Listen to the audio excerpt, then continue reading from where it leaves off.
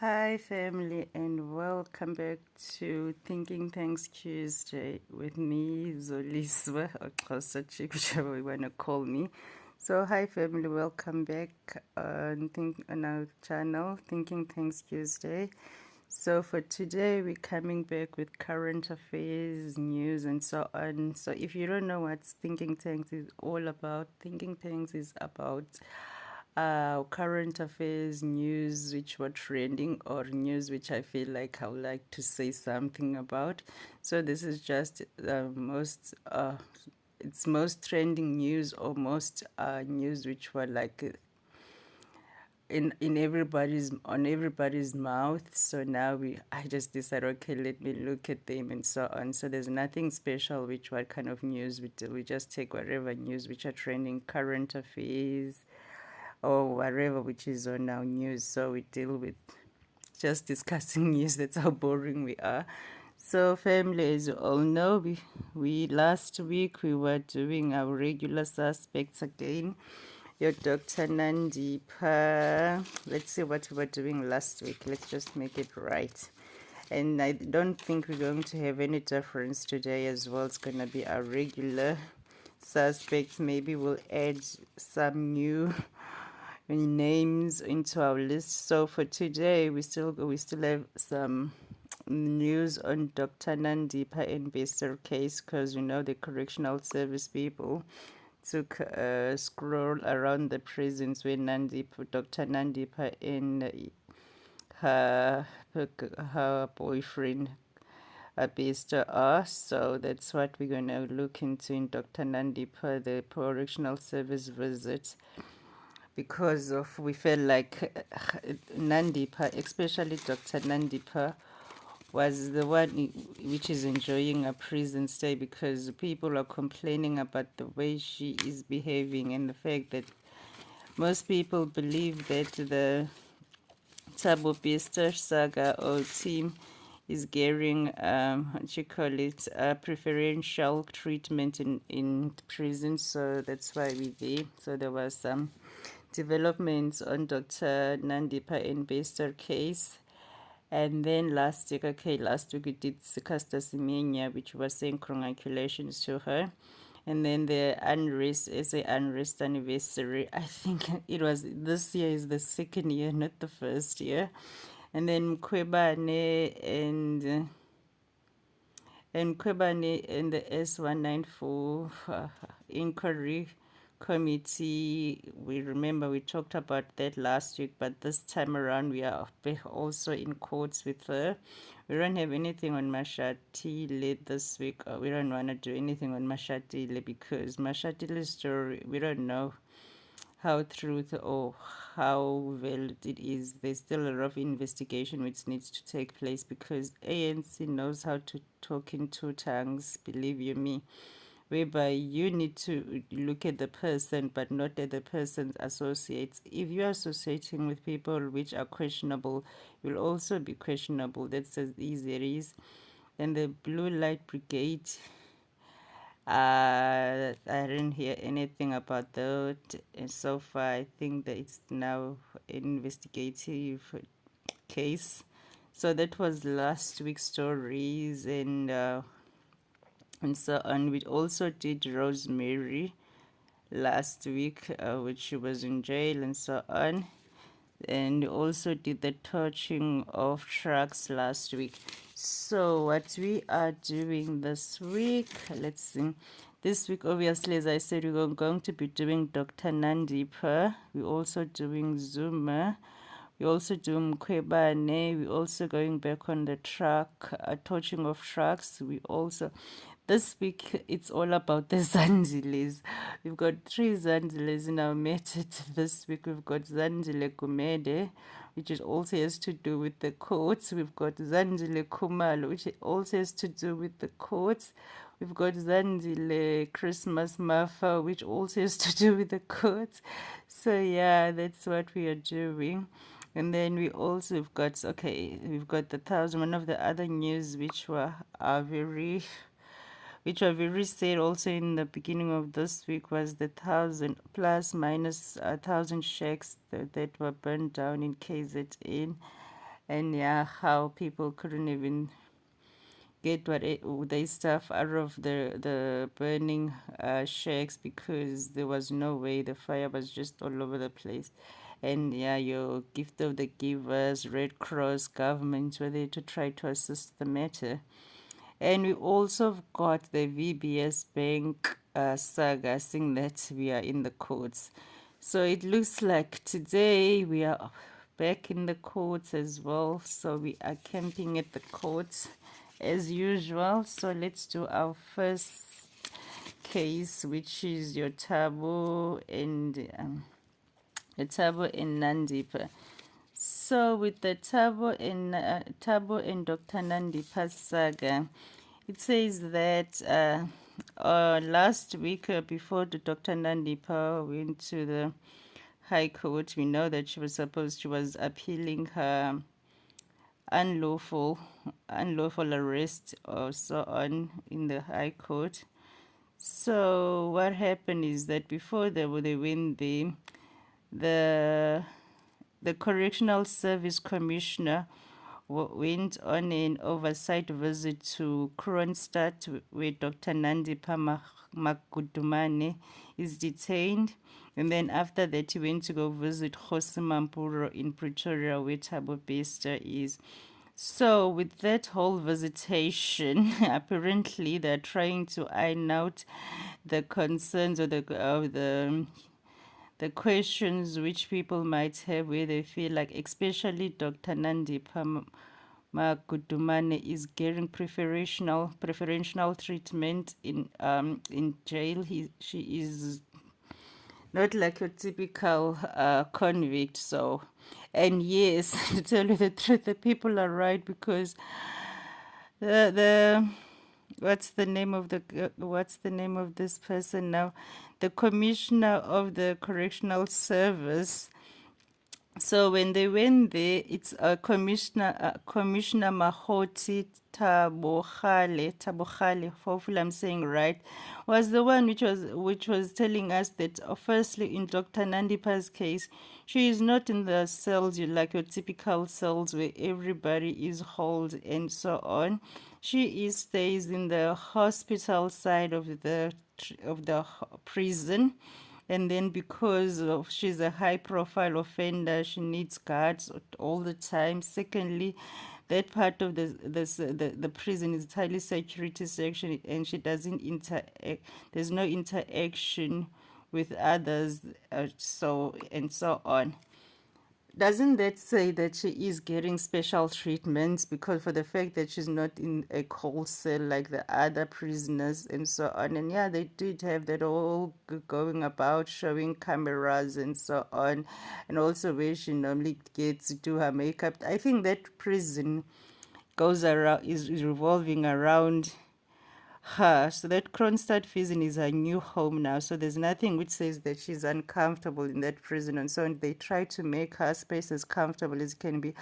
I wish this Commissioner Mahoti didn't even do this oversight visit because they just showed us what we were actually thinking. They just confirmed what we were already saying, that that lady is having it good there. Because if you want to tell me that the rest of the other prisoners are not high profile prisoners, which they also deserve to stay in the hospital side of the prison, do you want to tell me that she's the only one who's got all those privileges? And yeah, I wish, hopefully one day when we get to do less of certain topics, we'll be able to really break down this Dr. Nandipha case, because I've got a lot of questions, like really. Firstly, I don't understand how Dr. Nandipha didn't have a warrant of arrest while she was still around. The minute when they realized that she was harboring a convicted rapist, which is a presumed death, because she was already breaking the law, then the lady is not innocent. I don't know why or whoever believes that she's the innocent party. She is not innocent. The minute that they found out that she was staying with Bester in that mansion and so on, there was supposed to have been a warrant of arrest for her before she even left South Africa. And my other question is, okay, I understand her arguments about her unlawful arrest and so on, but how did she manage to flee the country with a convict and think that that was fine? There was nothing unlawful about it, that whenever she gets caught, she's just going to be taken back home. Which home was did she think she was going to? Because even when she was here, she was not staying with her children. She was staying with the convict in a mansion. So come people, I've got a lot of questions when it comes to this case, and I wish somebody will make it clear to me, and or somebody will give me my answers, because there's certain things which I don't understand. We've got a lot of people here in South Africa, for example, Bushir and your Guptas as well. Whenever the law is looking for them, they find a way to get out of the country without even the Home Affairs knowing how they get out of the country. So when Dr. Nandipha left the country, did she use the right channels to get out of the country? Did she went to the Home Affairs, because already she had like a more than one visa or passport, I don't know. So what does that say? She also the criminal mind in to go on and help her lover or something. She was not an innocent party. If she was innocent, the minute they say that they spotted someone which looked like Besta, whether with her or not with her, she was supposed to have gone to the nearest police station and say, hey, I don't know anything about this person. The only person I'm with, or that person is Bester's identical brother, or whatever the case might be. So based on which you're saying I'm with, I'm not with, at least the police will know this person is innocent. She even went as far as coming to the cop shop and say, I hear these allegations and this, can somebody clarify where am I standing? But for her to flee the country with the convict, and then when she's caught, whatever way she's caught, and she still wanna come back and argue the matter of how she is arrested, but she already broke the law, because she was supposed to have had a warrant of arrest before she even left the country if our South African police services was doing their work. The minute they found out that she could be running, there was supposed to be red flags when it comes to her. Anyway, people, that's your Nandipha. So Nandipha and Besar are still the sweethearts of our jail. And in the meantime, while Nandipha is living lavishly in the Kronstadt prison, Thabo Bester apparently is being tortured. So when they went to the which Thabo, when they went to Thabo Bester's prison cell, apparently in Mampur prison, apparently she was shouting that he is being tortured and so on. So we don't know, and none of them, both of them, didn't want to be seen by cameras. So that's what's happening in Nandipha's case. And then what's also happening is when so she was in court. She was in court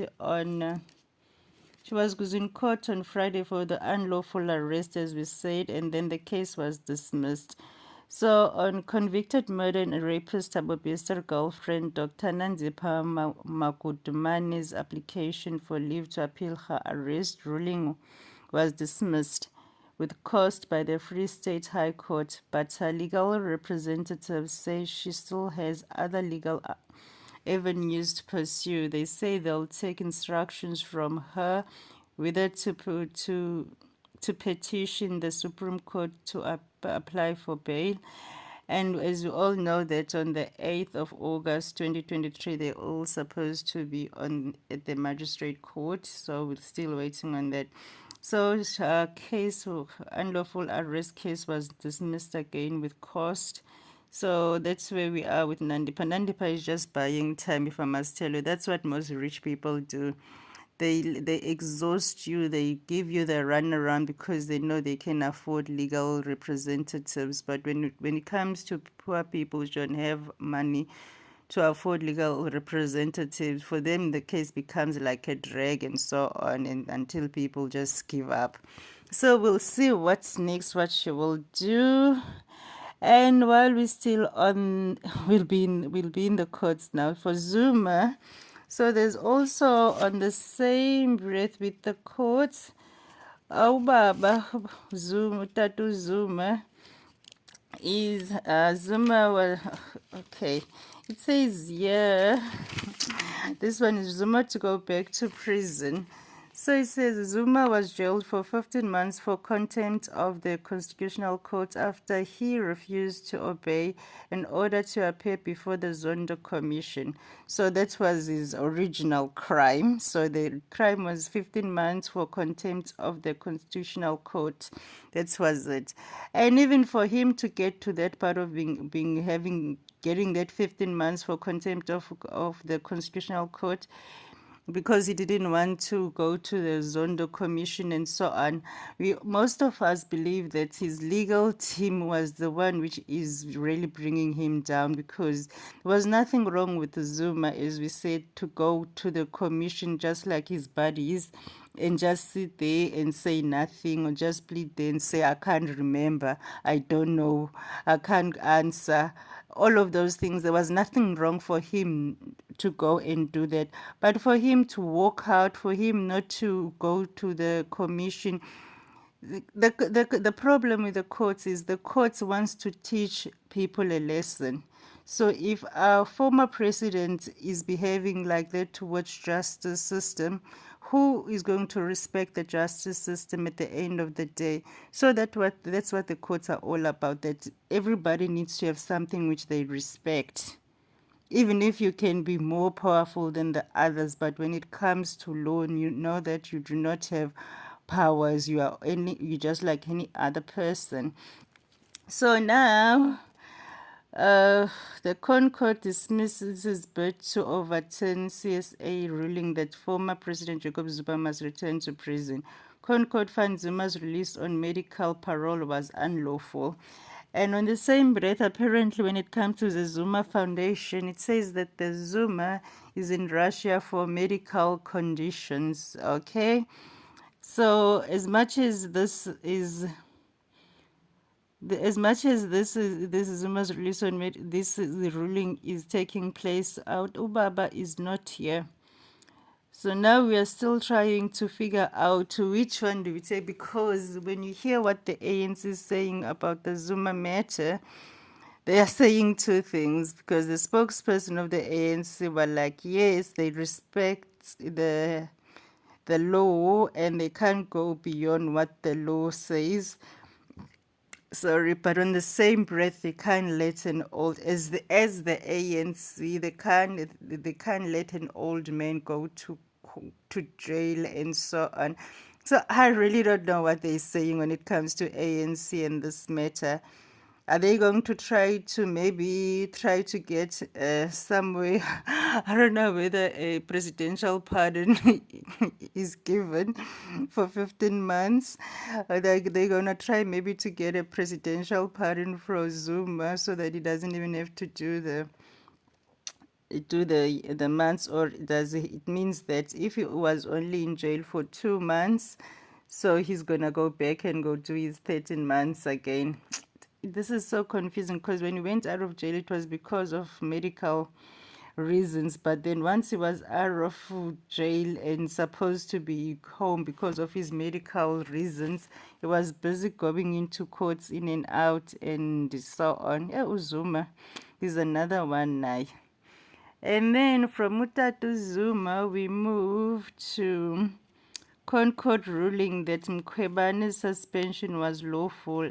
And yeah, so we're still in court as well. It says here, and yeah, no evidence. The ruling was no evidence shows that President Cyril Ramaphosa acted in a manner that exposed him to a conflict between his official responsibilities and private interest when he suspended public protector advocate Busisiwe Mkhwebane. That was the Constitutional Court's ruling when it came to Mkhwebane's suspension. So the suspension was lawful. And Mkhwebane, when she responded back to the ruling, she was like, she wasn't surprised with the ruling. she was actually expected this ruling because of everything that she went through and so on.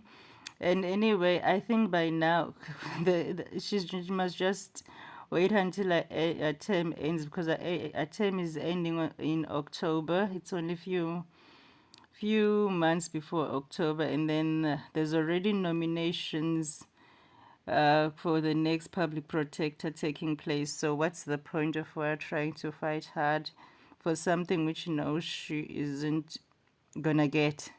And yeah, there's been a heated argument or talks between even the Secretary General of the ANC and Mkhwebane's husband as well. Oh, Nkosi yami. Yeah. So Mkhwebane's saga, it is a bit personal at some points, but yeah, Mkhwebane's case, yeah, was the matter exposed to him to a conflict. Okay.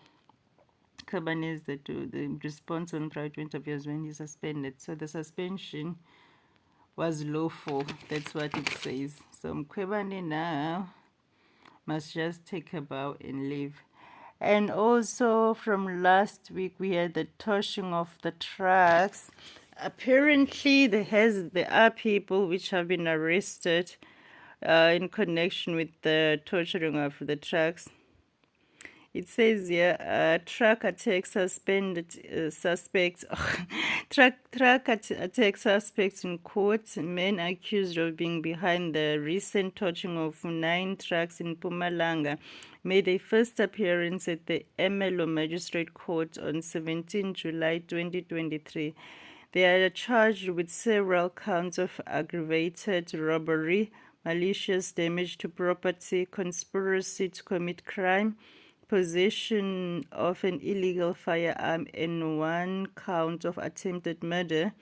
So that's what they are arrested for. Those are the cases.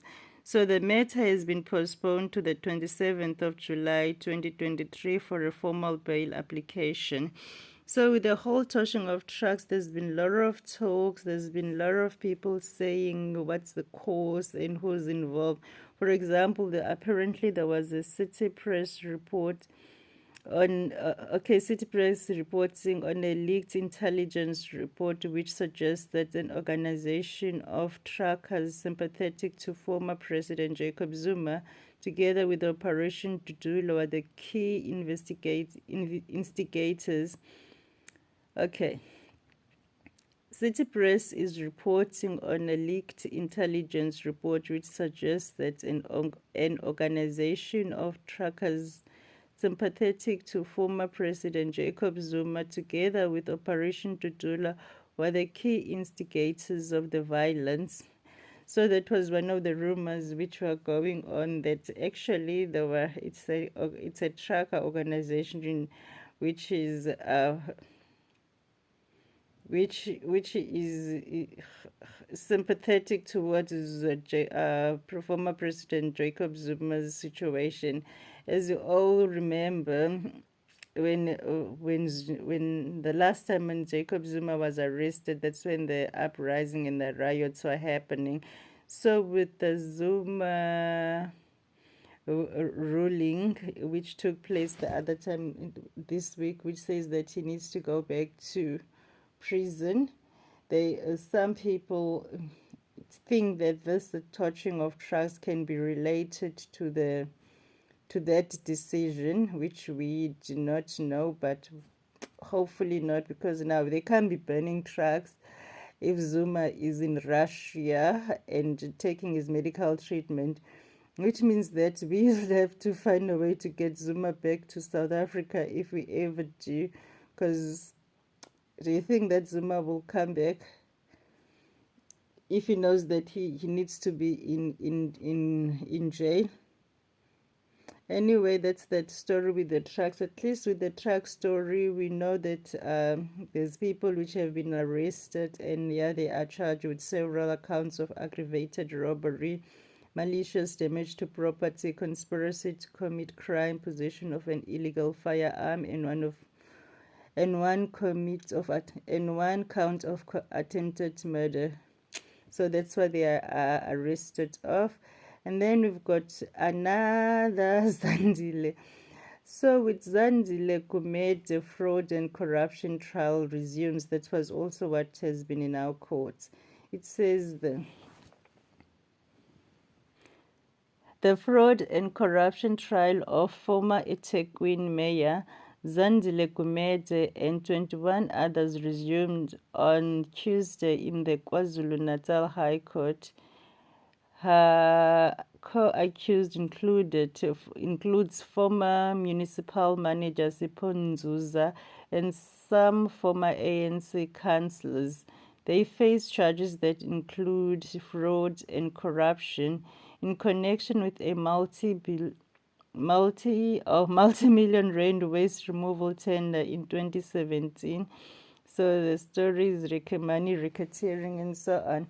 But anyway, we are not surprised because, yeah, we'll see how this case goes. Zandile Gumede, there's a time whereby while she still had this case going on, she was nominated for a position in the ANC, and you don't understand. So we still, this case, I think now it's going to end up being a cold case where nobody really cares what happened because the money is long gone. So we'll see how this racketeering case goes because it's from 2017 already, and from this 21 accuses with Zake, with 21 others. Some are not even where they were when this whole case started. So who said we're going to get, let's say the people of KwaZulu-Natal are going to get justice? Zandile Gumede is going to be a free woman soon. This whole Zandile Gumede fraud and corruption trial, it's going to just go down the drain like any other rich person's crimes. And also, while we are still on the money fraud, laundry, racketeering, and so on, the other case, the VBS bank trial, resumes as well. So in the VBS bank trial, 14 defendants face racketeering, fraud, and money laundering charge. The protracted VBS Mutual Bank trial resumed in the Pretoria High Court in Gauteng on Monday. I don't know what did I mean to write there, but yes. 14 people face 188 counts of racketeering, corruption, fraud, theft, and money laundering.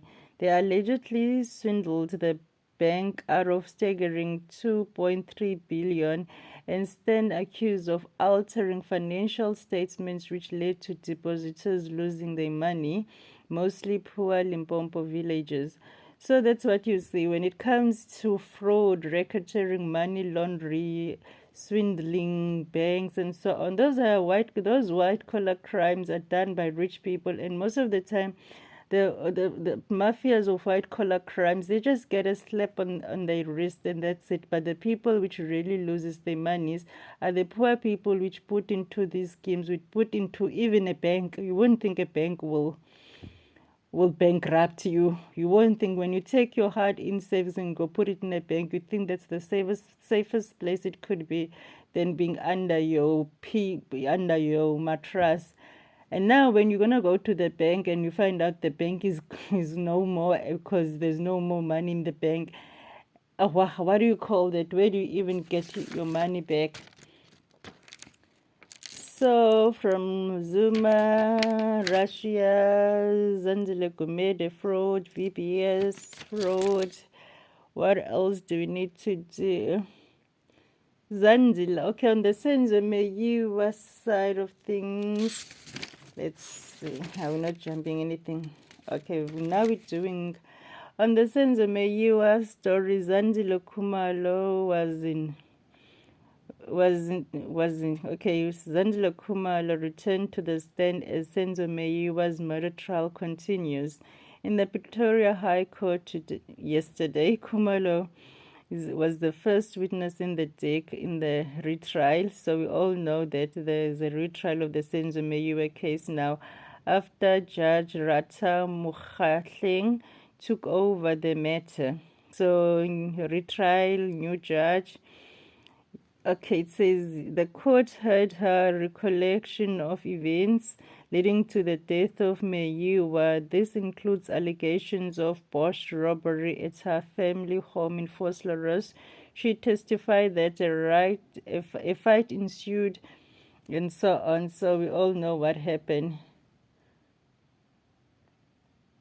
Okay, it says that she testified that a fight ensued amid efforts to try and fend off the invaders. However, this led to several shots being fired. Kumalo was among others present when the football star was killed in 2014. The five accused have since pleaded not guilty. So that's what is happening in Senzo Meyiwa's case. So they all will be back in court for a retrial because of a new judge and so on. And the first person which was asked to take the stand, obviously Zandile Khumalo, and then Zandile Khumalo was just giving her own testify of what happened that day. Yeah, giving her own testimony of what happened that day, the fight, and then after the fight, the gunshots and so on. So we still don't know. They say because they all believe that a fight ensued amid efforts to try and fend off the invaders. So it believed that somebody or some people came into the house and attacked them. So how many people came into the house to attack them? Because there were like how many of them in the house already? So couldn't they chase after one person?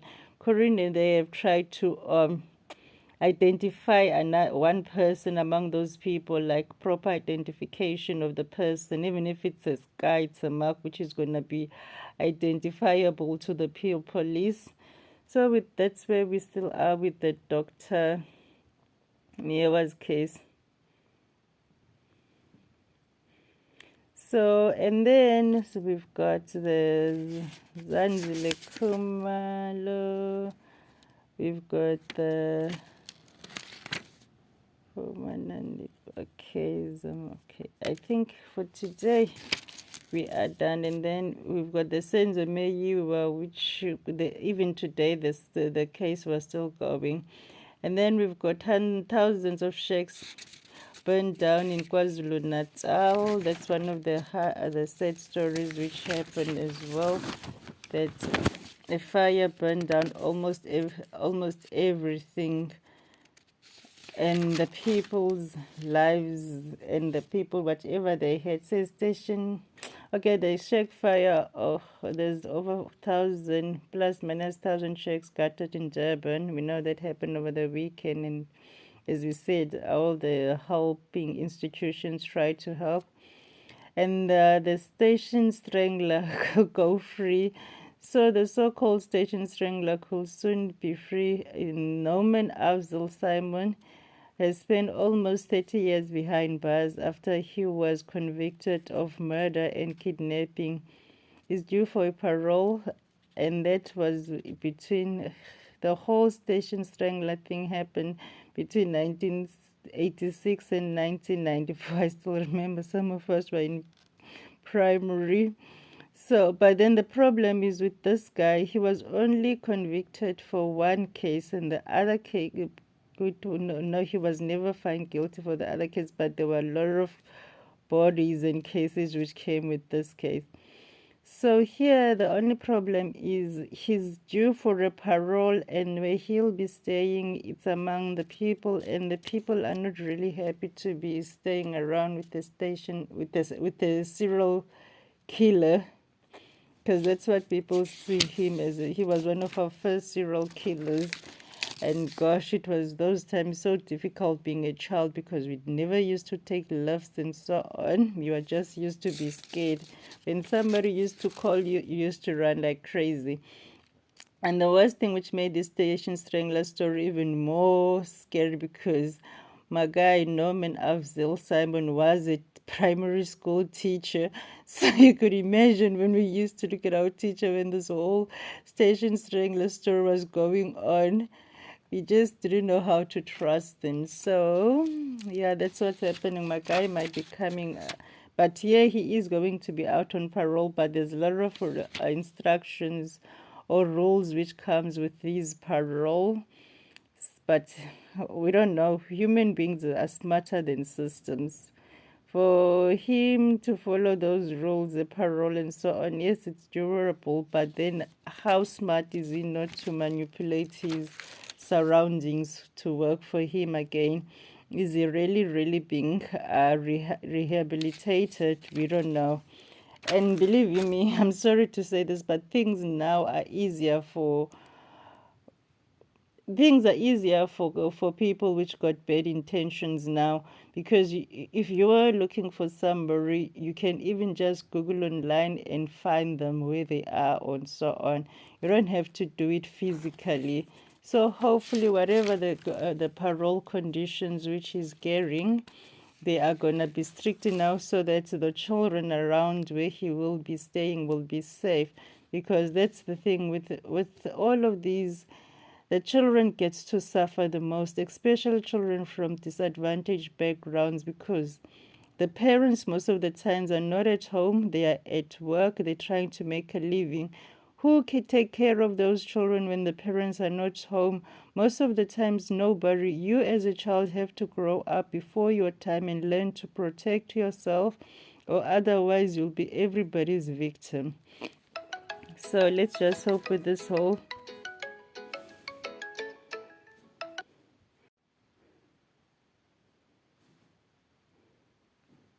So let's just hope with this whole, what you call it. Let's just hope with this whole getting arrested and so, and with him getting a parole. Sorry, I just received a phone call with a parole, that it will be all the safety guards will be all in place.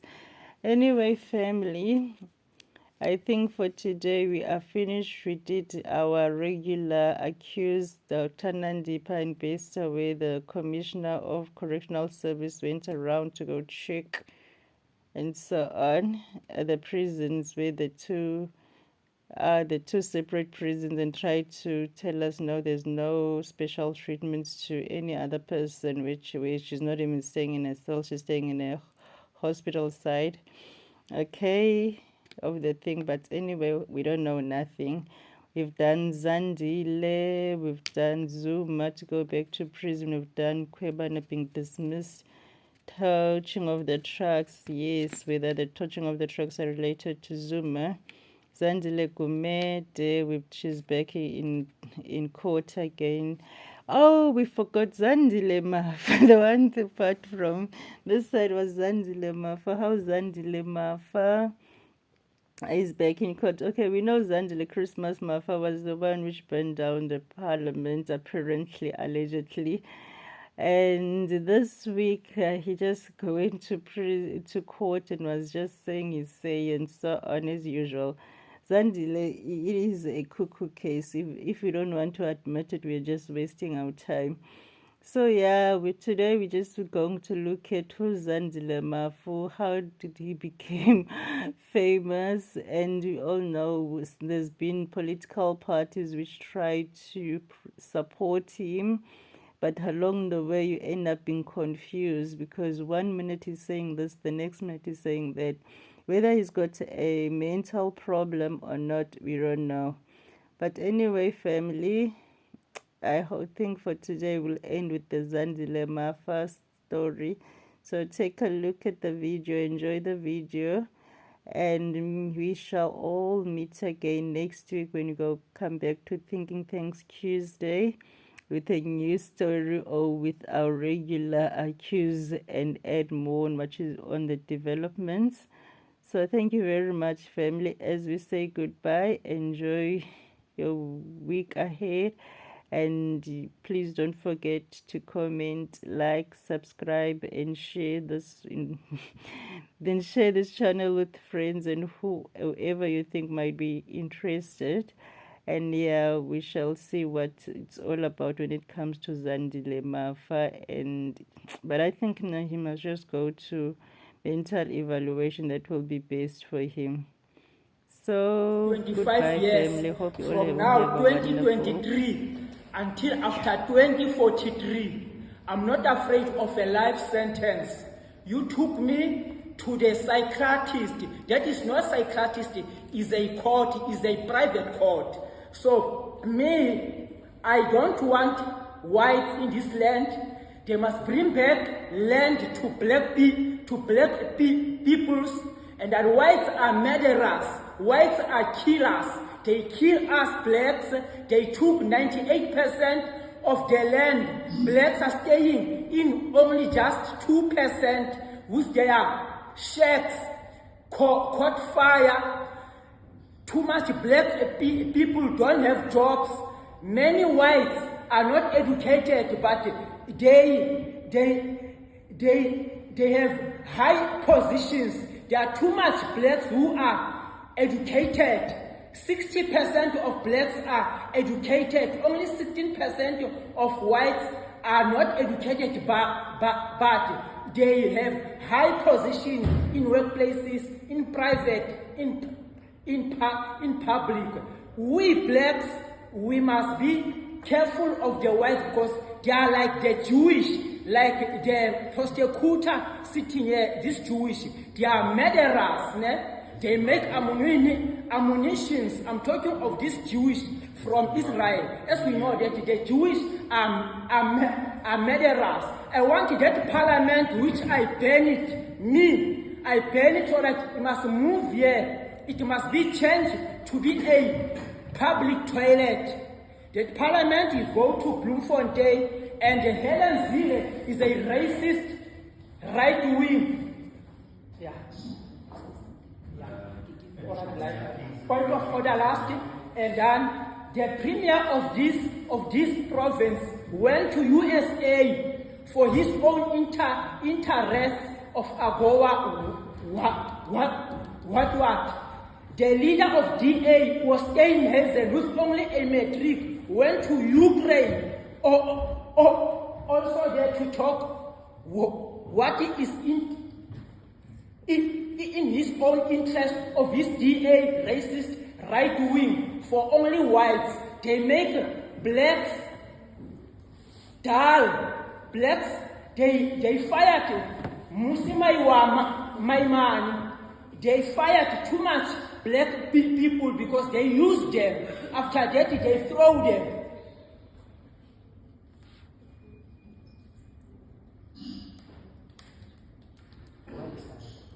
I have been looking on Instagram because I'm asking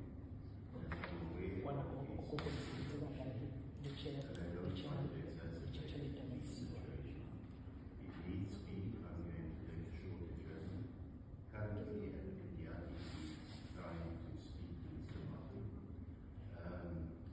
where we might resume. If Kofo is still there. Yes.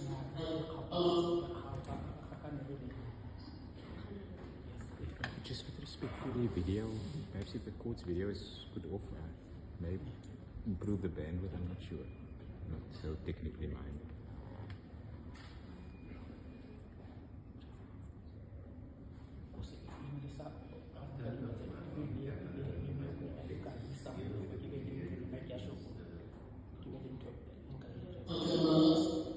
No, it's not. And from our side. And